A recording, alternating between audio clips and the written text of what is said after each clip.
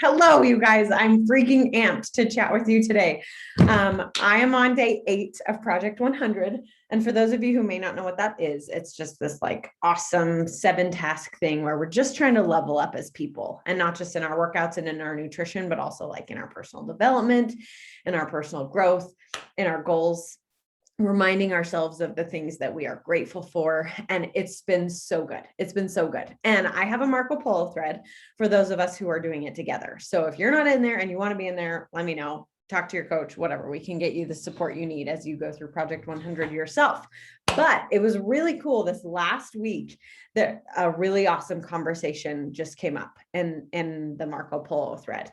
And one of the girls was like asking for ideas and brainstorming, like, how can I help my 7-year-old daughter eat healthier and make better choices? And so there was just this really beautiful conversation that went about as a result of this. And honestly, I think sometimes I am so grateful. For those of you who don't know this, I have a background in early childhood education. I was a kindergarten teacher before I was a mom. I love little people. They are my jam. They are literally like, when I go to places, I make friends with the 5-year-olds, not with the other women that are there, like the 5-year-olds, because they're just my people. I just get them. I get their brains. They're sweet. They're simple. They are not going to hate me or judge me. They just are nice. And I feel so more like insecure around like adult women. It's kind of crazy that I'm a coach, actually, because of that weird fear and hesitation that I have.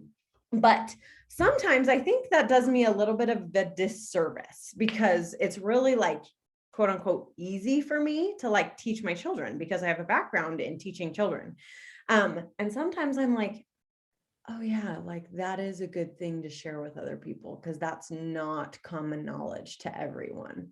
So it was really good to like hear other moms' responses and stuff that they were sharing, because I was like, yeah, like I don't think a lot of moms do know that. So I made a comprehensive list of like some of the things that were shared about in the Marco Polo thread, but then like 8 points of essentially things that I really want to share with you that I think are super important when it comes to teaching your children how to eat healthy with you, whether they're your own kids, whether they're your nieces and nephews, whether you nanny or babysit on a regular basis.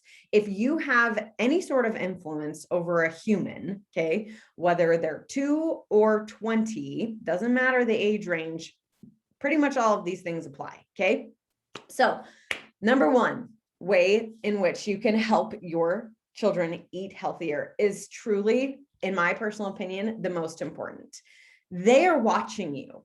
They are watching you. If you, my friend, are fueling your body with lean proteins and healthy carbohydrates and awesome vegetables with flavor and pop and whatever, and you're eating them, they're going to want to try them too. And they might not like them. And that's okay. But I just finished a couple weeks ago, it's a 21-day cleanse, and there were so many clean recipes. I just said, it's fine. I'm turning it into like a, whatever, it's fine. Sylvester the cat with the lisp, it's fine. Okay. But my daughter, like, she tried everything. She tried everything, even stuff that had seaweed in it. And she's 2, and she liked a lot of it. Okay. Now, my 4-year-old is a little bit pickier, and he was like, no, I'm not even going to touch that. Right. And that was fine. But my 2-year-old, she wanted to try basically everything, and she liked basically everything.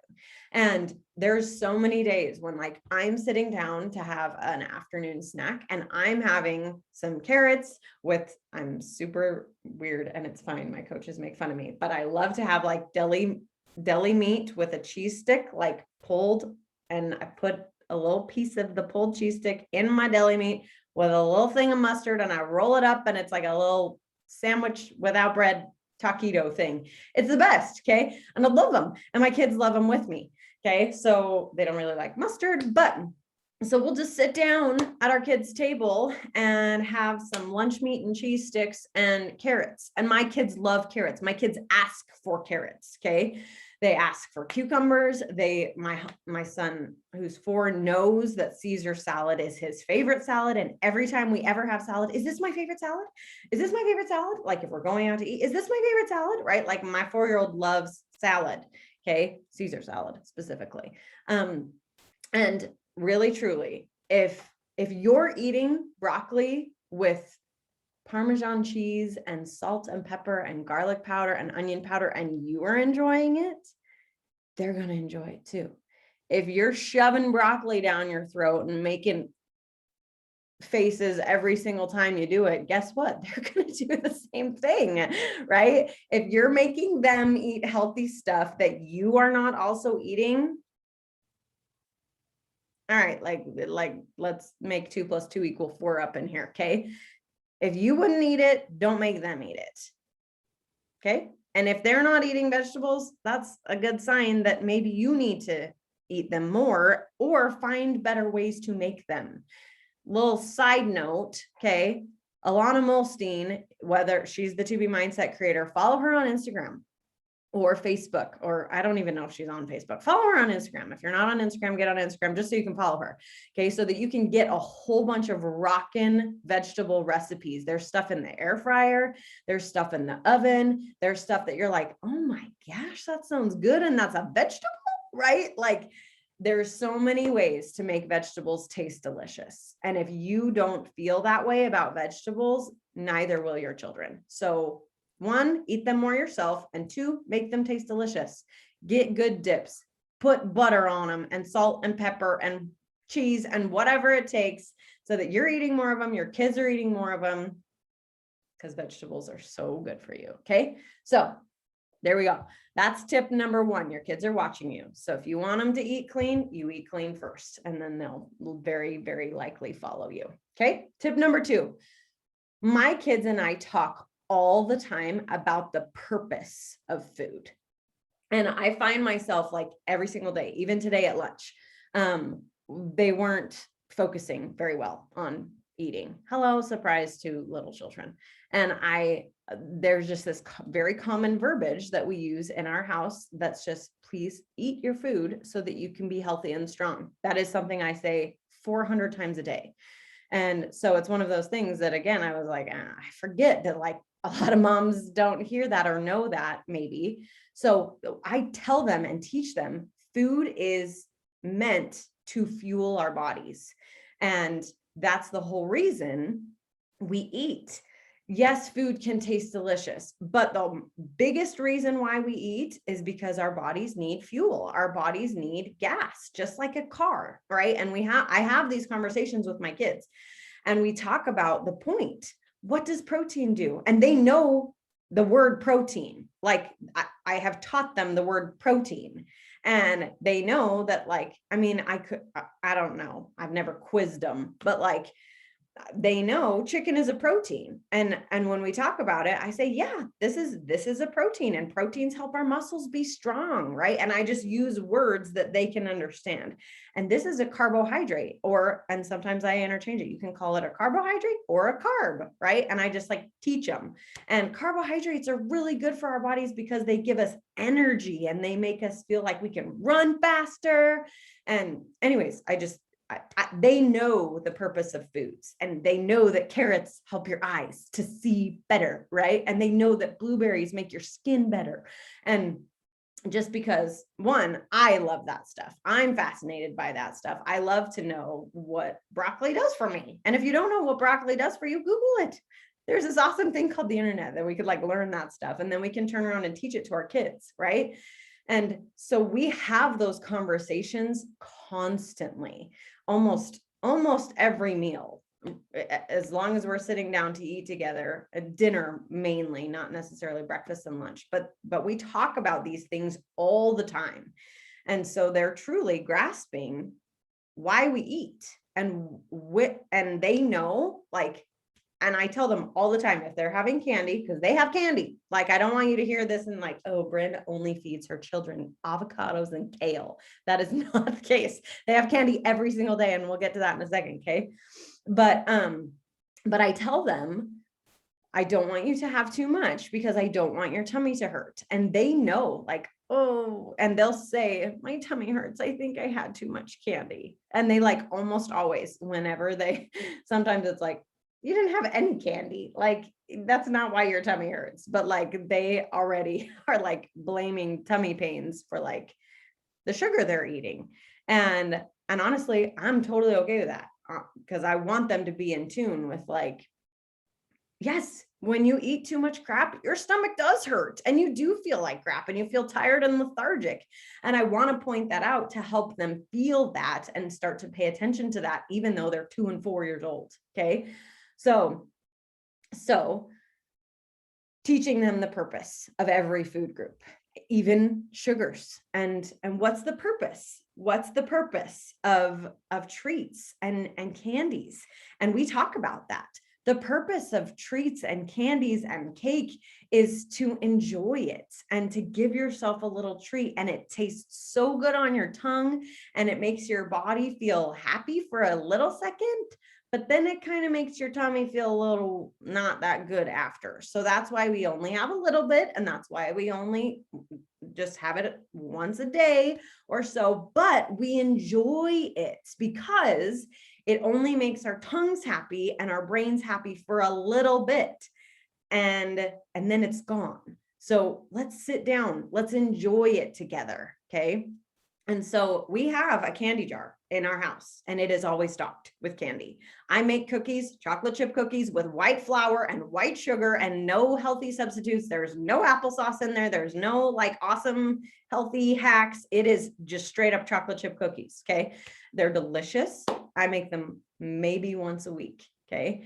And I've heard so many things that like you can, we really don't have sugar in the house. And when I do have sugar in the house, I just let my kids have at it. And then because we know that it's a treat and it's fleeting and they just can have at it. And then when it's gone and we're not bringing it into the house again. And that's one approach. You can totally, I'm just sharing all the things. You can do what fits for you and your family. Okay. Another approach is like on things like Halloween or Easter or all the things, right? When you have like candy, to just let them have at it and let them be sick to their stomach, eat all you want. And then once it's gone, like it's gone, we're not getting any more. Me personally, I struggled with a binge eating disorder in college. And I think a lot of it stems back to at home, my mom literally would tell us all the time, the whiter the bread, the sooner you're dead. And we would never get white bread ever. And so what did I want every single time I went to babysit someone? I wanted white bread. We couldn't have ramen in the house because my stepdad said it was more nutritious to eat a dollar bill than to eat a package of Top Ramen. So what did I eat every single time I went babysitting? Oh, Top Ramen. When I moved off to college, guess what I lived off of? I lived off of the oatmeal cream pies and Top Ramen when I went to college. And I got a personal trainer when I was like 19. So I didn't gain the freshman 15, but I did not, and I mean not have a healthy relationship with food. And I'm still 10 years later working on the habits that were forming when I was 18, 19 years old of this, like, I'm going to eat everything I was told I could never have. But I really want to be healthy and feel good, but I'm going to eat everything I was told I could never have. And so then even still to this day, it's like, I'm still struggling with this like binge thing and it's really annoying. Okay. And Alana talks about it. It's not an eating disorder, but it is disordered eating. And when you struggle with those types of things. Okay. So I really personally, I don't want to teach my children to binge. But that's me. That's my personality. That is not me shaming you if you like to do those types of things. I do not want to teach my children that. I want to teach them, you can have one and then you're satisfied. Your sweet tooth is satiated. And now let's move on with our lives. Let's go play a game. Let's whatever. Let's not obsess over the candy and get it all in my mouth. And now I feel terrible, right? Like, let's just eat it. Let's enjoy it. Let's move on. Okay. Sweet. So whatever you're doing when it comes to sugar. Oh, and one more thing that was shared in the Marco Polo thread that I loved, was that my friend Savannah shared that she just puts like a couple chocolate chips on her kid's plate at every meal. And they can eat them first, they can eat them in the middle, they can save them for last. It doesn't matter. They get a little sweet treat every single meal, and then they don't ask for it. They're not asking for the candy 417 times while you're eating dinner. It's already there. It's right there. And they can eat it first, they can eat it in the middle, they can eat it at the end. They know it's coming. Okay, great. Let's move on with our lives, right? So that's what she does with her kid. And I loved that suggestion. So that's another option too. And really, truly, if you look into like, I taught kindergarten, I already said that, but I would give my kids like a couple of marshmallows, a couple of chocolate chips, and a little bit goes a long way with a little tiny mouth. And if you look at the nutrition facts, the sugar on, it's like, I don't even know. It's like 20 marshmallows has like 7 grams of sugar, which is really not that bad. It's basically air, right? So there's a lot of things that like taste sweet and seem like candy and whatever, but they're actually not that bad, right? And Jeanette said in the chat, yes, I have been doing that.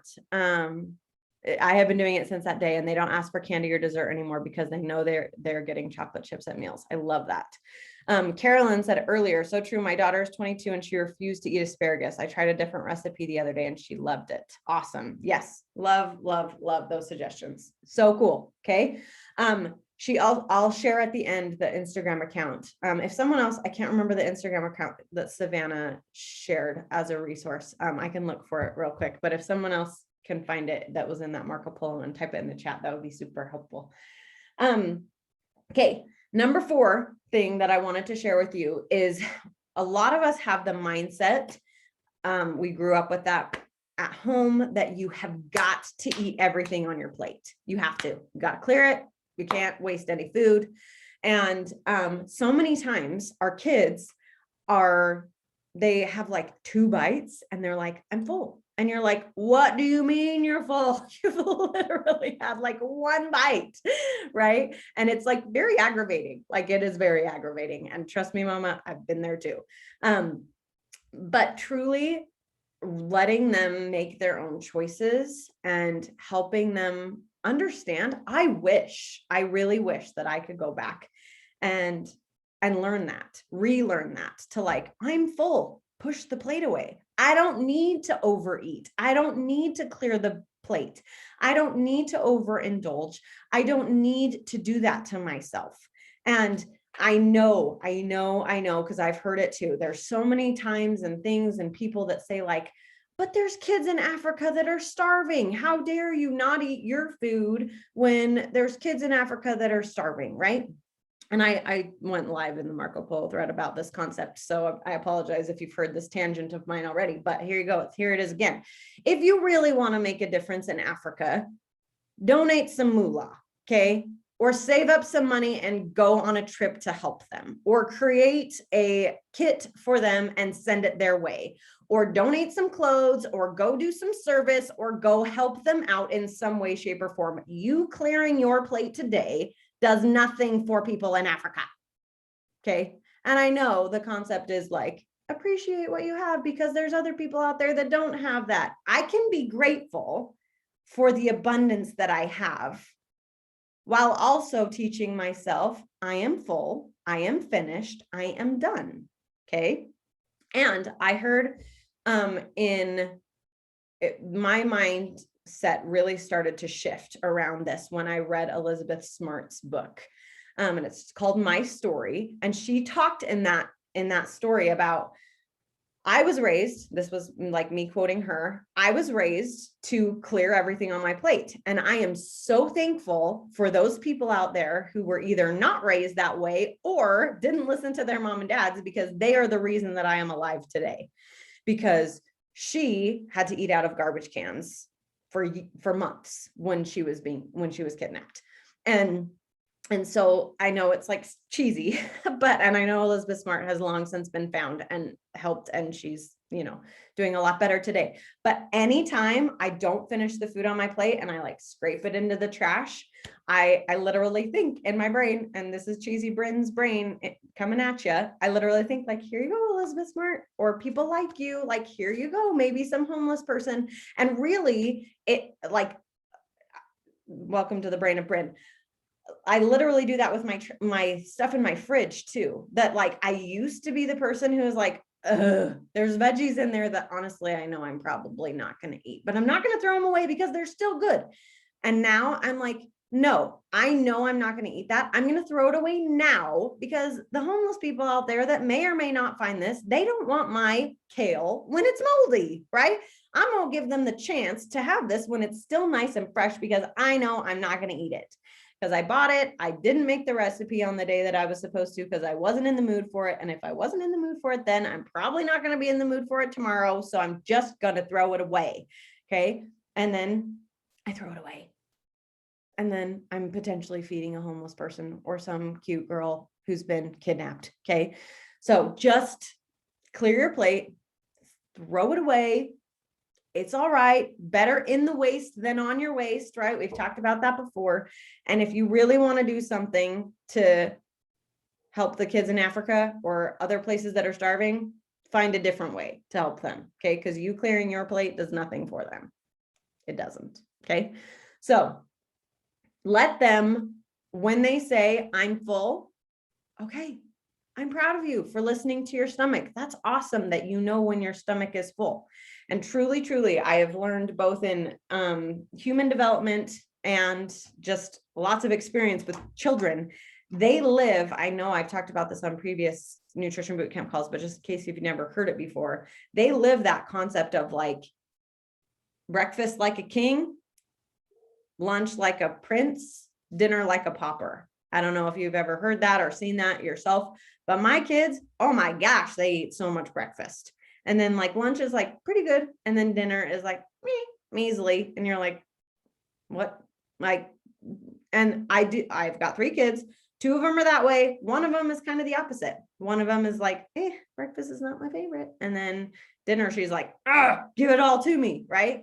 And that's my Ellie girl. She's one. It's so cute to see her just shove her face at dinner time. But I think they know their bodies. And I think some of us really are inclined to like, breakfast is my favorite. And I'm really hungry at breakfast time. I know that's me. I love me a big old breakfast. And then I really don't need that much at dinner because my day's almost done and I'm okay.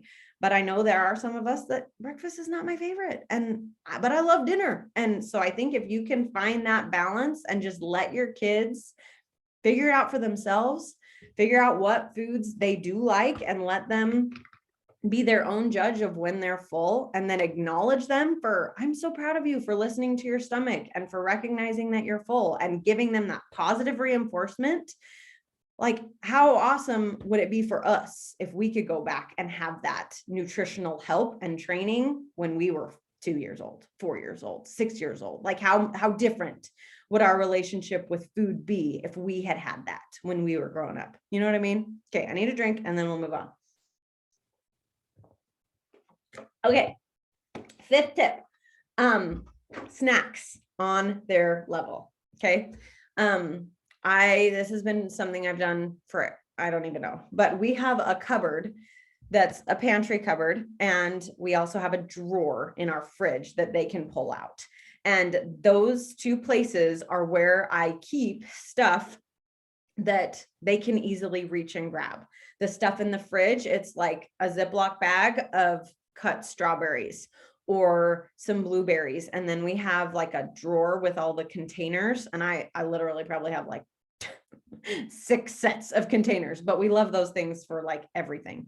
And my kids eat a lot of things in the containers just because they're very awesome and cute and colorful. So they know to like, I'm going to go get me a container. Doesn't matter what color it is. I'm going to pull out the blueberries and I'm going to put some blueberries in my container and I'm going to go eat it. Or that's where the carrots are.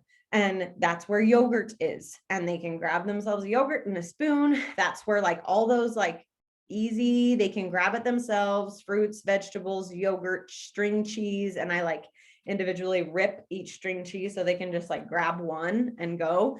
I'm trying to think what else is in there. kind of empty right now because we just got home from vacation, but on a normal time, I think that's basically it. And then we have like salad kits in there for Blake and myself. But so that is an easy, like, I'm hungry, I'm going to open the fridge and I'm going to see what I can have. And then they grab a healthy snack from the fridge.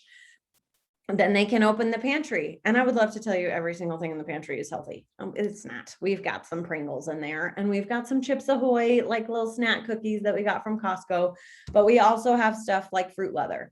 Fruit leather is in there. I really try not to buy fruit snacks because fruit snacks are addicting and no nutritional value in any way, shape, or form.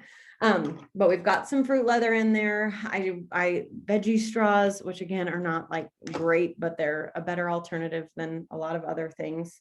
I do keep beach bars in there, which are a much better alternative to granola bars. But sometimes if we don't have any beach bars, I do buy them granola bars. I'm trying to think what else is in our pantry on a regular basis. Applesauce, those little packets. Yeah, that's basically it. But it's stuff that they can snack, they can reach on their own level. And I try to make it healthy choices more often than not, so that when they're hungry, they can grab their own stuff and they can snack whenever they are hungry. So they don't like get over hungry. We all know we get a little hangry when we're hungry, and they can make their own choices that way. And I don't have to constantly be giving them 400 snacks every time they ask, right? Okay. So with that said too, I love having an afternoon snack time as basically part of our daily routine. Obviously, sometimes it gets thrown off, but for the most part, they know after quiet and nap time, it's time to have a snack because I'm going to have a snack and they're going to have a snack with me. And that's when I like chop up cucumbers and we sit on the floor or have like a little picnic in the playroom with some ranch and some cucumbers and some carrots. And then we all eat it together and it's fun and it's fine, right? I love it actually a lot. Or we have like apples and peanut butter or celery and peanut butter, or that's when I teach them like ants on a log with raisins and peanut butter and celery. And that's when we could like explore new things. But snack time is a thing around here, but we try to make it not a habit, a family fun thing. And when I'm making a healthy snack choice, guess what? So are they. And when I'm all right, I'm just going to grab something easy and whatever, that's when they're just grabbing something easy too. So that takes us back to number one, right? Like they're watching us. So snack time, make it awesome. Let them have it on their own level. Okay. Number 6, making healthy the norm. And a treat is called a treat for a reason. It should be treated like a treat. It's not super duper common. My kiddos can have soda. I have not had soda in almost 12 years, but I let them make their own choices. They've had soda, but we do not have soda in our house.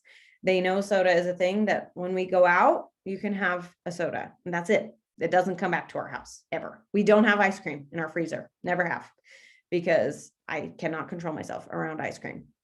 So they know if we're going to Chick-fil-A, we're getting some ice cream because I love their peppermint shakes, their peach shakes, their Oreo shakes. And that's basically the only time we ever get ice cream is when we go to Chick-fil-A. Okay. But we basically have these like little family traditions that when we go to XYZ place, we're going to get that treat, but it's not going to come home with us. We can keep some of those candies that I talked about in our pantry, in our candy jar, because myself, I can control myself around hugs and kisses. I can control myself around a little fun size thing of Skittles. Okay. They can have those things in their candy jar. I am not tempted by those things. I'm not going to consume them like crazy because like I said, right, like I'm still working on my disordered eatingness. So bringing the healthy stuff home and making the treats a treat. And it's a thing that we don't do every day, but it's something that's special and different. And we go out to do it. Besides these little things like the marshmallows or the chocolate chips or the little small things that they can have each and every day. Okay. So make healthy the norm for yourself, for your kiddos, and make those treats something special. Okay. Number 7, this one is huge. Are you ready? I want you to be listening. So like really, because this one's huge. When they're going through something hard, do not comfort them with food. When they are going through something happy, do not reward them with food. Because these are where those emotional triggers get started. Oh my gosh, I'm so happy. I did great at school today. I passed my test. Now I'm going to go get some ice cream, right? Or my bear got lost and I can't find it. And so me and mom are going to go out and get some pizza, right? And these years, especially if they're little like mine, these years are where those connections are starting to form. And when we comfort our kids or console our kids with outside resources, even, this is a totally different tangent, but even TV. Hey, I'm so sorry you're sad. Come over here and just watch this show with me. We have to be willing, Brene Brown status on you, to sit with them in the uncomfortable emotions if they're feeling sad, and talk about it and cry with them and snuggle them. And you know what? I really don't have the right words to say, but I'm just going to sit here with you and feel that pain with you and tell you I love you and tell you I'm here for you and hug you.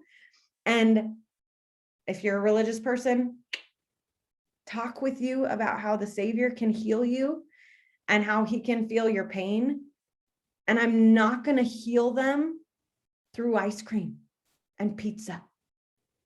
Okay. We're going to talk about how it's okay to be sad and hurt and afraid and angry. And we're going to have those really, really important conversations about emotions. And we're not going to console ourselves with pizza and ice cream and popcorn and food. Okay. And same thing when you're happy.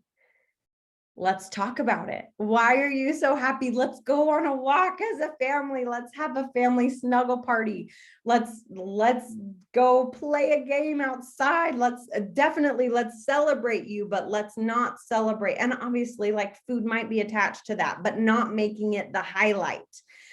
Yes, like, we will eat because you're sad. Like, we got to eat dinner still, even though you're sad, right? But not like, I'm so sorry you're feeling so sad. Let's go get you an ice cream to help you feel better, right? Like, there's a very real difference between let's go get you an ice cream because the ice cream will help you feel better, and like, let's talk about it. Let's snuggle through it. Or, oh my gosh, I'm so happy you're so excited. Let's have a cheer party. Let's like go on a walk. Let's go, whatever. Let's tell grandma, let's call her and tell her how awesome you are, right? Or whatever, and celebrate in other ways. And then maybe let's go on a family date tonight and we can have a fun time together.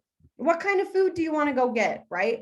And making the celebration the family date and not the like, you're awesome, so let's go get you pizza, right? Because then pizza turns into the good guy, not like your family or grandma or whoever it is. And again, let's say a prayer and say thank you for Heavenly Father for helping you through this or whatever, right? Like, if you're a Jesus person, a God person, talking to him when you're happy, talking to him when you're sad, and having those good conversations with your children and not turning to food in those moments. Okay.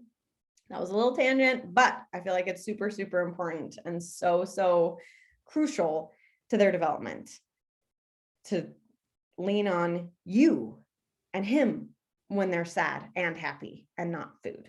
Okay. All right. Last tip. I've got the passion sweats. I'm like sweaty and it's fine. Number 8 is, I know it's hard. This one's important too. Eat at home as much as you can. I have noticed a very real difference in my family, even just my direct family, from the ones in my family who eat at home regularly, home cooked meals, versus the ones who eat out regularly, or maybe they eat at home, but it's like Hot Pockets and chimichangas from the freezer. You know what I mean? Like, I'm talking like make food, make your own food, make memories making food. And you don't have to turn into a gourmet cook. Okay. I was not a cook when I got married in any way, shape, or form. I literally remember the first meal that I made for Blake, and he was like, it'd be okay if you never made that again. And I was like, shit. Right. But I chose to be bitter. No, I chose to be better instead of bitter. And now it's kind of a like sentimental like thing, because I made him Alfredo. Okay. Didn't know how to cook pasta.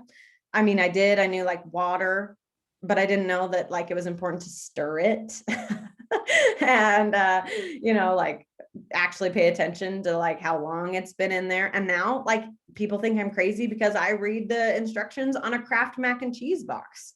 And my kids, their noodles, they're cooked for 7 minutes and 30 seconds because that's what the box says. And those noodles are good because that's how long they were supposed to be cooked. It's not like I don't know, I'll just kind of forget about them and we'll see.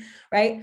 I found an Alfredo recipe that is now our favorite. It is our family's favorite. And I have shared it 1.5 million times with 1.5 million people. And it like spawned my love of cooking. And now I cook 5 to 6, if not 7 days a week at home. And I know that I don't want this to like come across the wrong way, but like comparing myself to a couple of family members, both in my family and in my husband's family, we're both in pretty dang good shape. Even though our metabolisms are slowing down, even though we're getting older, even though I had a baby, 3 babies actually in 4.5 years. And I mean, I ate really good on vacation this last week. Like my breakfast, I got like quinoa with millet and what's it called? The oats with blueberries and whatever. I gained 1.5 pounds since yesterday. Okay. And I chose healthy stuff at the restaurant. Okay. But I still gained 1.5 pounds. Why? Because the portion sizes are bigger at restaurants. There's so much hidden oils and butters and just fats in stuff, even if you're choosing healthy options. And we think our portions are really great, but our eyes are a little bigger than our stomachs when we go out to eat. Okay. And when you can make food at home more often than not, it not only creates beautiful memories with your kids, but I know there's a huge difference in the days at night, especially where maybe, it was a little stressful at times because my baby was at my feet and she was wanting me to hold her and I was trying to stir this thing and he's over there and he just pooped and now he needs me to wipe his bum and Elila wants to help me cook and she's spilling spices everywhere and Blake's not home from work yet, right? Like, and there's definitely those moments where I'm like, like, I just don't want to make food ever, right? But then when we sit down and it's just us at our family dinner table and we're just talking and we're eating food and my kids have 3 bites, but we just have like a family rule, like we're going to sit together until everyone's done eating and we're just going to talk. Even if you're done eating, you can still be done eating and just sit here with us and enjoy time together. And we have just like little family dinner traditions where we talk about our happy of the day and our sad of the day, what made us happy today and what made us sad. And we tell stories a lot at dinner time. And it sometimes is about vampires and weird stuff like that. And sometimes we tell stories from our childhood. But I know that those memories are awesome. And I know that my kids, and maybe it's just in their blood, in their bones, I don't know, but we've got genes on both sides of the family that kind of speak a little differently. My kiddos are tiny for their age. None of their stuff fits them. Like when 18 months or whatever, it's like falling off like crazy, right? So I am certain that a lot of those things come from this, and childhood obesity is totally a thing. It is totally a thing. And it's becoming even more and more prevalent every single day because there's just so much crap in fast food, in the prepackaged stuff, all those things. So the more you can eat at home, the more you can give them the whole healthy foods that you are fueling yourself with, the better you will be teaching them to listen to their own bodies and learn what the purpose of food is, which is really to fuel yourself, right? Okay, in the chat, Jeanette says, hey, I have one of those meals too. Till this day, my husband still jokes about it. I'm assuming she's talking about the Alfredo story earlier. Yeah, it's all right. We learn, right? We live and learn. Carolyn said, we have that too. I'm doing better now. And he has even commented that I can do it just fine without his help. Yes, love it. Yes. And really, I chose with that whole Alfredo experience that like, well, I want to get good at this. And so I really don't sit down and watch TV very much. But when I do, I haven't watched it in eons, but I love it. I love to watch Chopped, and I love to just like learn from these people about like, oh, that's a good idea to add that way. Or like even just presentation of like how to make food look prettier. Because we all know like when it looks a little prettier, you're like, ooh, I want to eat that. That looks great, right? And anyways, just little things like that. So if you're not good at it, if you're not good at cooking, okay, then just commit to trying. And really trying new things is awesome. I try to push myself to try a new recipe at least once every single week, not just for, one, my husband really likes variety, but two, I feel like it makes me a better cook because I'm trying new things and pushing myself outside of my comfort zone. And it makes us realize and enjoy like there's a lot of good, healthy stuff out there. And then we don't get stuck in this rut of like, we have the same salad every Tuesday, right? Or whatever. And if that's your jam, all right, you have the same thing every Tuesday. That's fine. But if you are wanting, if your husband is complaining about stuff like that, okay, try something new, especially if you have Beachbody on Demand, which most of you, I would assume, do. There's like the Fixate cooking show and the Mindset Menu cooking show. There's so many rockin' recipes on there. The Beachbody blog has so many rockin' recipes on there. If you buy the Fixate cookbooks, I have both Fixate 1 and Fixate 2. And I also have both Alana's book, You Can Drop It, and Autumn's book called Lose Weight Like Crazy, which I'm reading right now, which is so good, which is a random plug. They're both really good. I've already read Alana's book and now I'm reading Autumn's. But there's many recipes in there that I've never seen before. And I'm like, here for it. There's an Alfredo recipe in there that is like Autumn approved. And I'm like, yes, I need Alfredo. And I have a really great relationship. Clearly, you've heard my story. Okay. So if you want more info about like helping your kids really eat healthy, there's an Instagram account completely dedicated to helping your kids eat healthy. And it's called kids.eat.in.color. Okay. Thank you, Jeanette, for sharing that with us. Kids eat in color with a period in between each thing. Okay. So if you want more information, go check out that Instagram account. And I hope this was helpful for you. Really, truly, our kiddos know so much. And that is the biggest thing that teaching kindergarten and preschool taught me, is that our kids are so capable. They really, really are. And they understand way more than we give them credit for. And I saw 4-year-olds pouring their own water at preschool. And it just really opened my eyes to like, man alive, these kiddos are smart and they're starving to be treated like humans. And this is going to be a random brain tangent, and that's fine. But even just like your voice, like it drives me crazy, I think, just because of my background. But like when kids are talking to 4-year-olds like this, and you're like, dog, they're 4, like they don't want to be talked to like that. Okay. You can talk to a 1-year-old like that or a newborn like that. Don't do your motherese voice with a 4-year-old. Okay. Because they don't like that. They like to be treated like a human, and getting down on their level and speaking to them at eye level instead of talking down to them all the time. Right. Again, this is just Bryn's background in early childhoodness. They are so capable. They are so capable. And if you want them to learn about nutrition, you teach them. You teach them why they eat, what they eat, how to recognize when they're full, and they will surprise you with how much they can grasp onto, how much they learn, how much they love, and how much they will just blow your minds with the things that they latch onto and the things that they want to learn. And Carolyn said, true, kids love me because I talk with them like they're adults. Yes, and same here.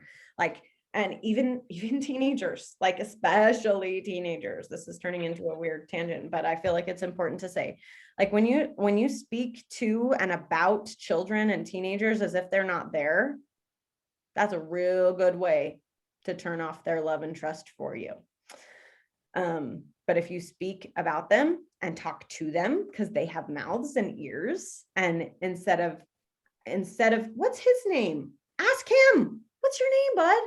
Right? He's got a mouth, he can talk, right? Or how old is he? How old are you, bud? Right? Like talk to him, not about him like he's not there, like he's an incapable. Okay. Worksheet and all the things. Okay. I love you. I believe in you. If you want to talk more about this, clearly this stuff is stuff that I'm super passionate about. So I would love to chat more if you're like, okay, talk to me more about this. So you're amazing. I love you. Good luck with your kiddos this week, all your life. Teach them because they're hungry to know. Okay. If you're on the recording, I'll see you later. If you're on live, stay on live and we'll chat for a sec. Mwah. I love you. Bye.